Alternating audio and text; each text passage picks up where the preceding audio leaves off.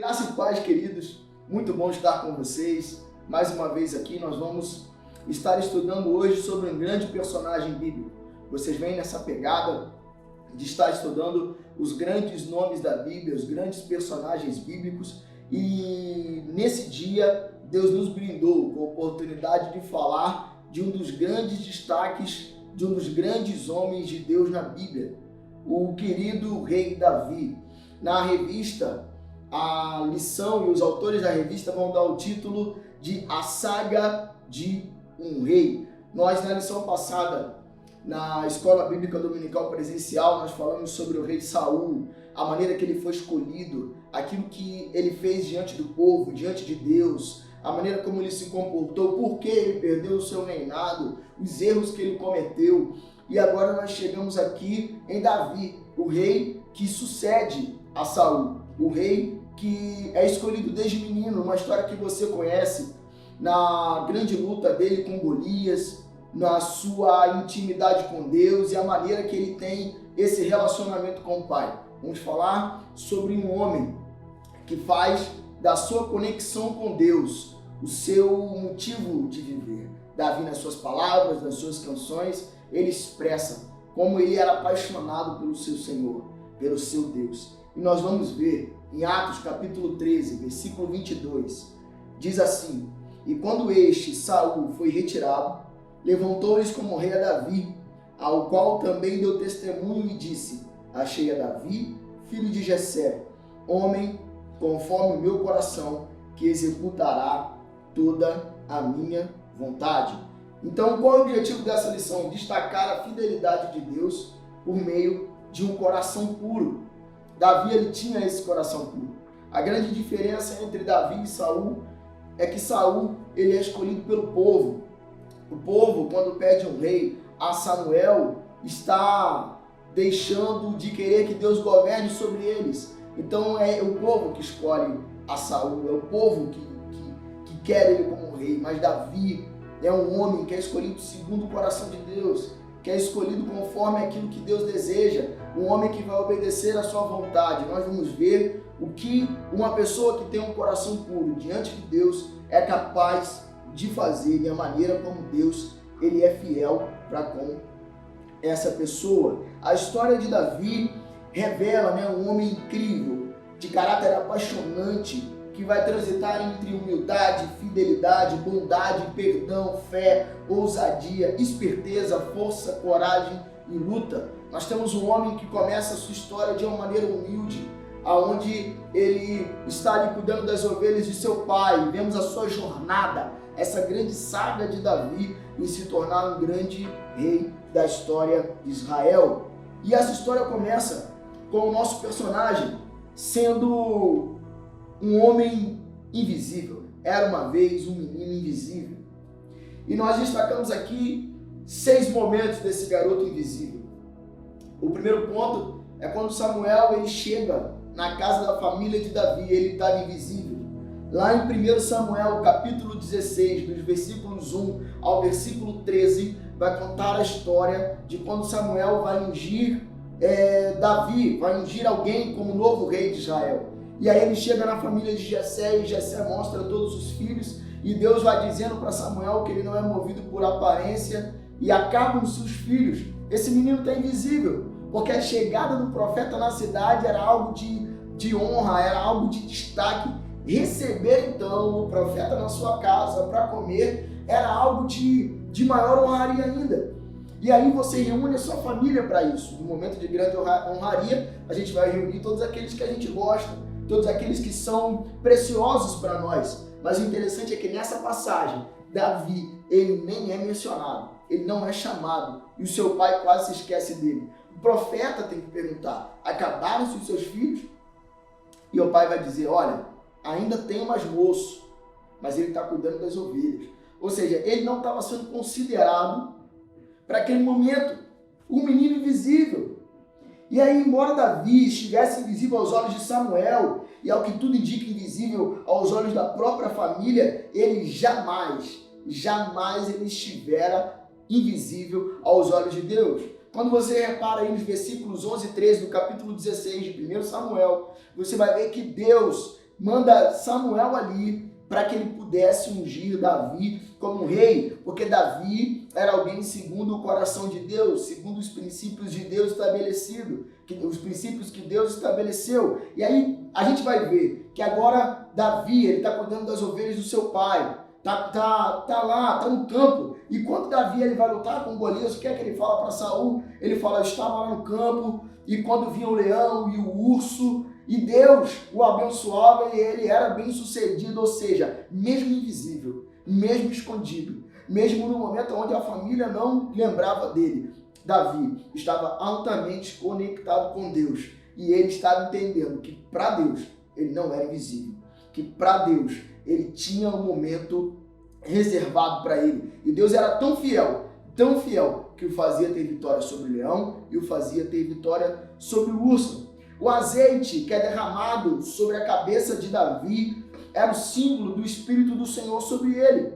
Samuel vai ali para ungir o rei. Samuel vai ali para derramar aquele óleo da unção sobre ele. Com um chifre, ele enchia aquele chifre de óleo, derramava aquele óleo sobre o rapaz. E ele derramou aquele óleo sobre Davi, aquele azeite da unção sobre Davi. E o historiador Flávio Joséfo, ele vai comentar que o profeta, ele sussurrou no ouvido de Davi, que ele estava ungindo Davi, para que Davi fosse o novo rei de Israel. Então nós já temos 3 pontos.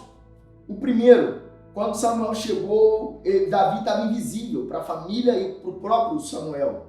Segundo, o azeite da unção, ele era o símbolo do Espírito do Senhor sobre Davi.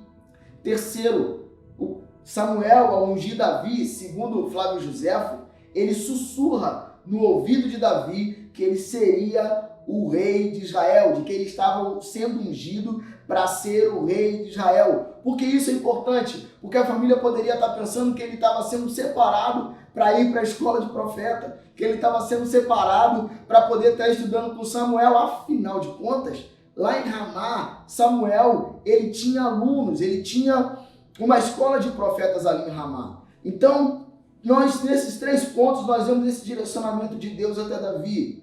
Quarto, Davi, ao ser ungido rei, ele não deixa a soberba tomar conta de si. Ele não deixa nada subir a sua cabeça, muito pelo contrário, ele segue o curso normal da sua vida, mesmo sendo ungido rei. O que é que Davi faz quando ele acaba de ser ungido? Ele volta no dia seguinte a cuidar das ovelhas do seu pai, a cuidar do rebanho do seu pai.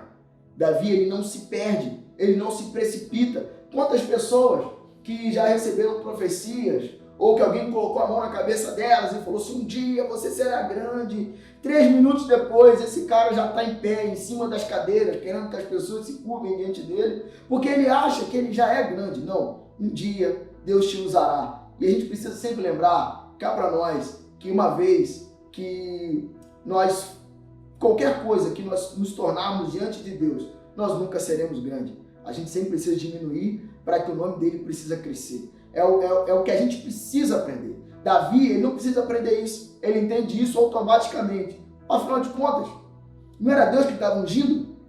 É Deus que vai cumprir. Davi não precisava se precipitar, não precisava correr atrás do que o profeta falou, ele não precisava sair daquilo da onde ele estava fazendo, porque foi Deus que falou. Os nossos maiores erros são as nossas precipitações. Deus nos fala e a gente quer para o imediato, para o agora, para já. Mas Deus, ele tem um plano para a vida de cada um de nós. Como é que eu sei que Deus vai cumprir o plano que ele tem para fazer na minha vida? Simplesmente ele é Deus. Ele é Deus.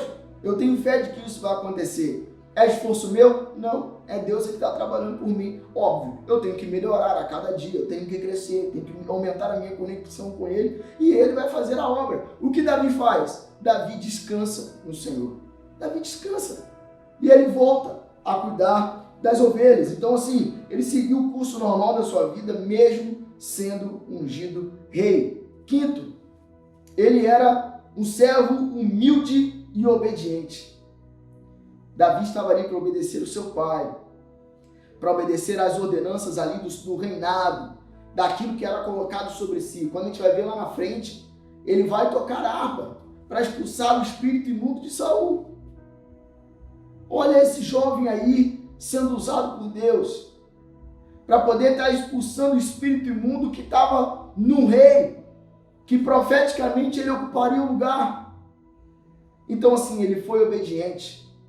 Imagina se ele tivesse recusado: não, eu não vou tocar harpa para esse homem, não era para ele estar lá, é a minha vez, é a minha hora. Então a gente precisa se conter. Davi tinha mais ou menos 15 anos, em torno de 15 anos, quando ele é ungido rei, quando ele recebe essa unção, quando esse azeite da unção é derramado sobre a cabeça dele. E eu vou dizer para você mais, esse azeite é derramado lá profeticamente quando ele tem 15 anos, cerca de 15 anos, mas esse azeite é derramado mais 2 vezes, lá quando ele é ungido rei de Judá e depois quando ele é ungido rei de todo o Israel. Então assim, a gente precisa entender que há tempo para tudo e que Deus tem tudo sob o controle das suas mãos. Davi, ele se tornou rei, mas ele passou por processos. É preciso que nós respeitemos os processos. E sexto, eu quero dizer que ser reconhecido por Deus como Davi foi, nos leva a protagonizar uma história que jamais terá fim. Nós precisamos entender que quem nos avalia é Deus. Quem reconhece aquilo que está sobre nós é Deus. Quem determina aquilo que nós vamos fazer é Deus. Precisamos estar predispostos a ouvi-lo, predispostos a obedecê-lo e sermos humildes o suficiente para reconhecer que nada é feito por nós mesmos. Nós dependemos dele para tudo. Nada é para nós, tudo é para ele. Para quê? Em favor de nós? Não, precisamos pensar nos outros, em favor dos outros. Era uma vez um notável guerreiro, diz o ponto 2 da nossa revista, Davi versus os gigantes. Aqui nós encontramos Davi, o valente. Ele não foi convocado para a batalha com os filisteus, pois ele ainda não tinha idade para tal. Sua convocação foi feita apenas por seu pai para ser um garoto de recados, mas se impressionou ao ser o único com coragem suficiente para enfrentar Golias. Davi, ele se posiciona no momento que tem que se posicionar. O gigante filisteu, ele se coloca a desafiar um guerreiro do povo de Israel.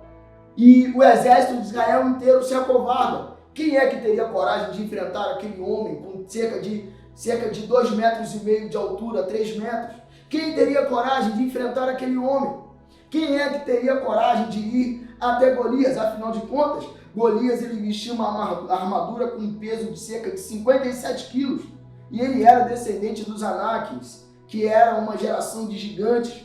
Está escrito isso lá em Josué, capítulo 11, versículo 22, em Números 13, versículo 33. Quem é que desafiaria aquele homem? A questão é que muitas vezes nós estamos focados demais em quem nos afronta, nos problemas, e não naquilo que a gente deve focar. Às vezes, a gente está focando errado. Davi, quando ele chega, ele não quer saber a altura do gigante, o peso da armadura. Davi fala assim: quem é esse incircunciso para poder afrontar o exército do Deus vivo? Davi está muito mais preocupado em saber e em honrar o nome de Deus do que quem era o gigante. Davi estava muito mais emocionado ao ferirem o nome de Deus, o nome do povo de Deus, do que ferir o seu próprio princípio ou ele mesmo morrer. O que é que Davi faz? Davi se posiciona como quem ama a Deus. Davi se posiciona como quem luta por Deus, como quem luta em favor de Deus, como quem quer guerrear pelo seu nome. Você tem se posicionado. Você tem se colocado nas grandes lutas pelo Senhor Deus. Você tem dito que você é do Senhor. Você tem aprendido a pegar tudo aquilo que Deus te deu para poder enfrentar os gigantes da sua vida. Uma depressão, uma síndrome do pânico, uma solidão, eu não sei. De repente, um rompimento emocional com seus pais, um relacionamento afetivo. Eu não sei qual é o seu gigante, mas você precisa se posicionar e falar: esse gigante não vai tirar tudo aquilo que Deus colocou em mim. A alegria, a vida com Cristo, a liberdade. Eu preciso lutar e enfrentar esse gigante. Todos nós temos gigantes para enfrentar. Há um filme fantástico chamado Desafiando Gigantes, que foi lançado em 2006. E é um filme que fala muito.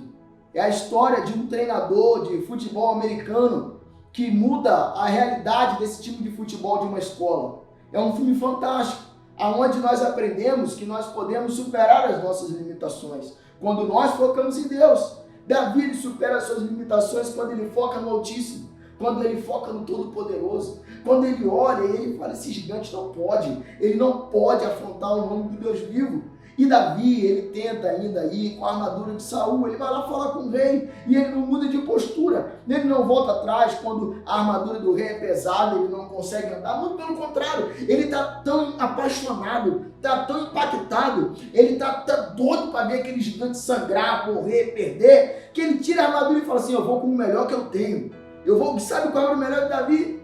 Era uma funda, uma tiradeira, um estilingue e uma pedra. Qual é o seu melhor? O seu melhor é cantar? É dançar? O seu melhor é pegar um instrumento de cordas e dedilhar? Qual é o seu melhor? O seu melhor é ser um designer e estar evangelizando as pessoas através da internet com artes? Qual é o seu melhor? O seu melhor é escrever, é anotar, é contar histórias? Qual é o seu melhor para derrubar o seu gigante? Use o seu melhor para derrubar o seu gigante. Não se torne uma pessoa frustrada, querendo fazer aquilo que não é para você. Vestindo uma armadura que Deus nunca pediu para você vestir. Deus já te deu a arma certa. Você já tem ela. Olha ao seu redor. Eu não sei o que estão dizendo de você. Eu não sei o que estão falando para você ou o que falaram para você. Mas se há um gigante te enfrentando e você está tentando lutar com armas que estão colocando nas suas mãos, lute com aquilo que Deus já colocou no seu coração. É Deus que te conduz. É Deus que te direciona. E aí, nem um gigante com uma armadura de 57 quilos e uma lança que provavelmente pesava cerca de 7 quilos vai te derrotar. Porque Deus vai te dar a vitória. Sabe qual a diferença entre Davi e nós? Davi, ele estava disposto a lutar pelo nome do Senhor mesmo que ele morresse. E nós temos medo da morte. Davi confiava que Deus seria fiel com ele ganhando ou com ele perdendo. E nós precisamos recuperar esse tipo de posicionamento nas nossas vidas. Deus estará do nosso lado, conosco ganhando ou conosco perdendo. Mas nós precisamos pelejar pelo nome do Senhor. Davi era um tocador de harpa. De tudo que Davi era, Davi não era superficial. Davi não era superficial. A sua relação com a música era profunda. Como eu disse antes, ele era tocador de harpa. E ele estava lá para poder libertar de Saul os espíritos maus que o incomodavam. Ele usava aquela harpa para poder ministrar sobre a vida de outras pessoas. Davi, dos 150 salmos que nós temos na nossa Bíblia Sagrada, Davi compôs 73. É dele o salmo que diz que o Senhor é o meu pastor, nada me faltará. É de Davi, lindos salmos que falam sobre a nossa vida e nos ajudam a conduzir a nossa vida cristã. Eles salmodiavam, eles cantavam, eles adoravam ao Senhor. E Davi, ele era profundo na música, tão profundo. Segundo Crônicas, capítulo 7, versículo 6, ele foi inventor de alguns instrumentos musicais. Ele também organizou os grupos de canto e música no templo. Cerca de 4.000 cantores e músicos compareciam no templo na época das grandes festividades anuais, Páscoa, Pentecostes. Então Davi, ele ajuda a organizar a música e o canto no templo. Davi, ele usa essa música para influenciá-lo e para levá-lo a adorar a Deus. E aí a gente vai entrar inevitavelmente num assunto polêmico, que talvez você esteja pensando aí do outro lado. Aquela velha questão que discute-se desde a época que eu era adolescente, desde a época da TV preto e branco, posso ou não posso ouvir música do mundo? Eu não sei se eu vou entrar nessa polêmica com você. Minha grande pergunta para você é, em que isso te edifica?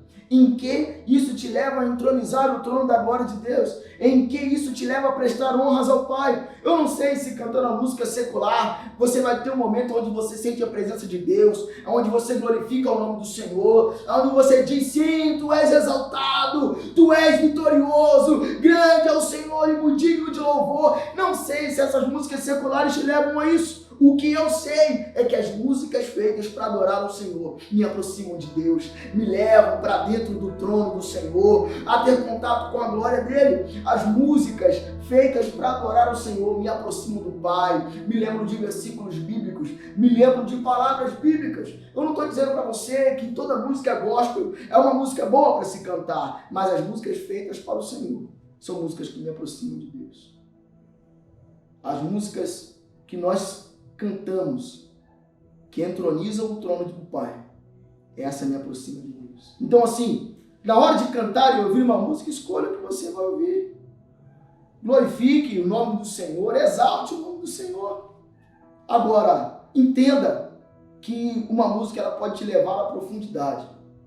Não seja superficial, não faça o que os outros fazem, porque você acha. Faça aquilo que te dê certeza. Porque o diabo, nosso inimigo, ele não brinca. E quando ele nos quer tirar da presença de Deus, ele não vem com tudo. Ele vem sorrateiramente. E às vezes, aquilo que você acha que não te faz mal hoje, pode estar tirando da presença de Deus amanhã. Então fica ligado nessa palavra. Haja como um tocador de harpa, que era Davi. E o último tópico dessa lição: era uma vez um rei maior que o rei. Lucas 1,32.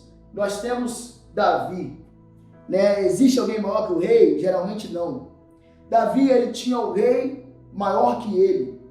Não é nada difícil admirar um personagem tão exuberante quanto Davi, mas não podemos esquecer que há um rei maior que Davi, do qual Davi é apenas a sombra. Davi foi escolhido como rei segundo o coração de Deus. Há um rei maior que ele. Davi estava ali para honrar o Senhor, e Davi ele servia ao seu Deus, servia ao seu pai, e ele sabia que havia alguém maior que ele. Davi estava na presença de Deus, ele fazia tudo para louvá-lo. Era Davi, foi de Davi a ideia de construir a planta do templo, de edificar o templo ao Senhor, mas Deus não o permitiu, e ainda assim não foi teimoso, ele não fez de pirraça, ele não disse que não era o Senhor. Ele entendeu que havia momentos que Deus permitia e que Deus vetava, porque ele sabia que havia um rei maior que ele. Precisamos entender que Deus é soberano sobre as nossas vontades. A vida de Davi, ela sempre apontou, irmãos, para Cristo, na sua humilhação, na sua vitória sobre os seus inimigos e na sua entronização. A vida de Davi, ela é um espelho sobre a vida de Jesus, porque Davi é um rei segundo o coração de Deus, que reinaria com justiça, e assim ele se torna um tipo de Cristo na sua luta para poder conseguir a sua vitória sobre os seus inimigos, na sua conquista, no seu trono, nessa saga, como a própria revista chama, a saga de um rei. Jesus Cristo, ele nasce. Jesus Cristo, ele demora 30 anos para começar o seu ministério. 3 anos ele reina soberano sobre os seus discípulos e as pessoas que estão ao redor dele. Mas a verdade é que após a sua morte e ressurreição, Cristo, ele reina absoluto. Cristo, ele teve que enfrentar os seus inimigos em todos os momentos. Pessoas que faziam perguntas capciosas próximas a ele. Pessoas que tentavam fazer pegadinhas para que Cristo se contradissesse nas suas palavras. Davi, ele passa uma vida também cercado dos seus inimigos, tendo que correr para poder salvar a sua vida, para que se cumprisse o plano de Deus que tinha sido colocado na vida dele, de que ele seria o rei de Israel. E Jesus, ele tem um plano de Deus sobre a vida dele. Você acha que quando Jesus ele é batizado, ele vai no deserto e ele fica 40 dias e 40 noites em jejum, e depois ele é tentado pelo diabo? O que é que o diabo estava planejando? O diabo estava planejando que ele não cumprisse aquilo que Deus já tinha dito que se cumpriria na vida dele. Davi aponta para Cristo. E os dois estão ligados muito mais do que na maneira como as suas histórias se conduzem. Jesus, ele nasceu da descendência de Davi e é chamado filho de Davi, considerado seu sucessor e o verdadeiro rei de Israel, rei dos reis e rei eterno. Cristo é o nosso Senhor, muito maior do que Davi, muito maior do que algum homem. É para Cristo. Quando nós olhamos para Davi, nós devemos olhar para Cristo, porque Davi aponta para Cristo. Cristo, seu descendente, que veio se tornar para nós e trazer um legado de libertação plena, para que nós possamos para que nós tivéssemos liberdade diante de Deus, liberdade diante do Pai, para podermos honrá-lo e seguirmos como seus filhos, porque Cristo veio possibilitar isso para nós. Para fechar, nós precisamos entender que essa é a história de um jovem que andou com Deus e teve a sua vida entremeada das mais profundas emoções, produzidas pelo agir do Todo-Poderoso. O melhor dessa história é que, além de contada e recontada, ela também pode ser reescrita em nossas próprias vidas em uma escala bem considerável. Deus é o Deus que adestra as nossas mãos para a batalha e os nossos dedos para a guerra. Ele nos capacita a nele fazer proezas. Então, se liga nisso aí. Deus quer que você se posicione e que na presença dele você faça mais do que você já fez. Deus quer que você haja como Davi e que o seu coração esteja puro para que ele possa te usar nas mais diversas batalhas, para que você possa se superar nas mais diversas batalhas. Deus é um Deus de vitória, é um Deus de vida, é um Deus de verdade, é um Deus que está com você ontem, hoje e, se você permitir, ele vai estar eternamente no nome de Jesus Cristo.